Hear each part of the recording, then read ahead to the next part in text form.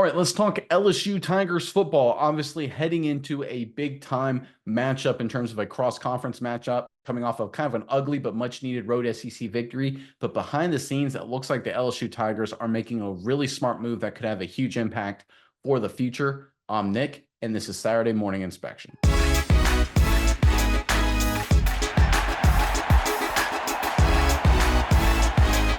All right, LSU against South Carolina. They just found a way to get it done. They found a way to get the W, which is really all that matters. And they're heading into, again, a cross-conference matchup with a Big Ten opponent, UCLA. Kind of still sounds weird to say Big Ten UCLA, but it's the world of college football we live in these days.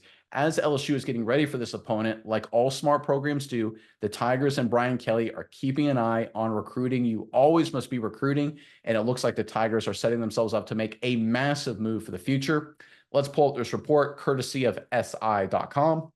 Brian Kelly and the LSU football staff will host the #1 quarterback in America for an unofficial visit on Saturday. Sources confirmed to LSU Tigers on SI 24/7 Sports first reported the visit. Elijah Haven, the #1 overall prospect in the 2027 class, will make his way to campus on Saturday afternoon, where he will take in another game day experience.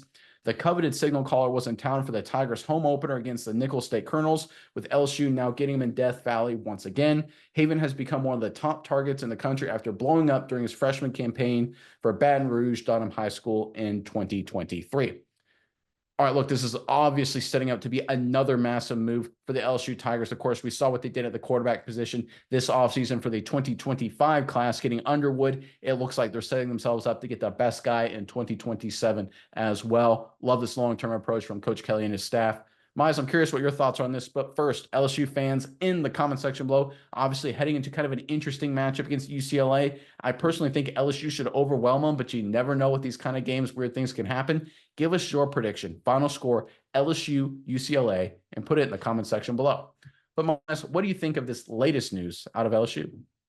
Yeah, Nick, I think this is a really good move for a couple of reasons, and I'm going to highlight those. I think number one, LSU started the season out a little bit of turmoil, and I think that's mainly because new quarterback. Guy hasn't been around a while. Bring him in. I think Coach Kelly finally, this kind of shows him, hey, I don't want to have a gap in quarterback again. I don't want it to scramble. I want to have a stacked roster. I want to have Underwood. Then I want to go out and get somebody else to follow in behind him, and ideally go out 2 more years after that and have someone follow behind him.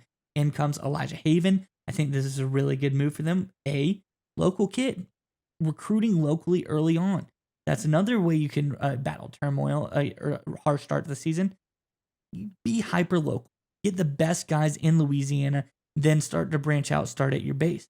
And I think getting him to come in against UCLA is even more crucial. I think it's really interesting because UCLA head coach Ted White has also been recruiting Haven, also White, Baton Rouge native as well. So there's that connection there. I think LSU coach Kelly is gambling, saying, hey, I think we can beat UCLA, and I think we can embarrass Coach White on our turf. Just really have this guy come in and be at our program, be with us, home field advantage. We beat UCLA. Big recruiting move there for Coach Kelly and co. I think this is really smart on a bunch of different levels, but I think that having him again come back against UCLA is really just a genius move by Coach Kelly. Yeah, I agree with you there that they want to make sure they have the bridge quarterback because Bryce Underwood, obviously coming in next year, #1 quarterback in the country. I think Coach Kelly, when he goes back to his time at Notre Dame, we obviously was very successful. The one thing that kind of always held them back from being an actual, like, legitimate elite team is they never were extremely good at quarterback. They were always solid. They were never like god awful terrible. At least I don't remember it, but they never were great. And Coach Kelly understands that if you want to be great, if you want to win national titles in today's college football climate, especially now that we're transitioning into a full 12-team playoff atmosphere, quarterback play, just like it is in the National Football League, gets a lot more important. You need to have consistent elite level quarterback play, guys that can take over games. Nothing against Nussmeier. I think he's a really nice prospect. I think he's a really good quarterback in terms of the average, comparing him to an average guy in college football, but he's not elite. He's not a top flight guy in his recruiting rankings, right? He was the number 19 quarterback in the country.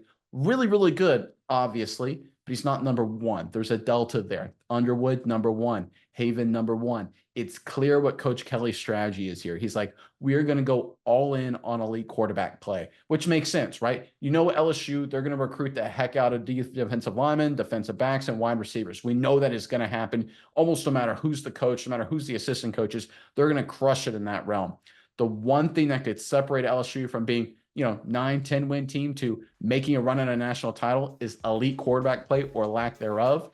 I think making sure they've got Underwood starting in 2025 and Haven in 2027 is Kelly saying, hey, listen, for the next half decade, we're going to be not just good at quarterback, not just really good, but elite at the most important position.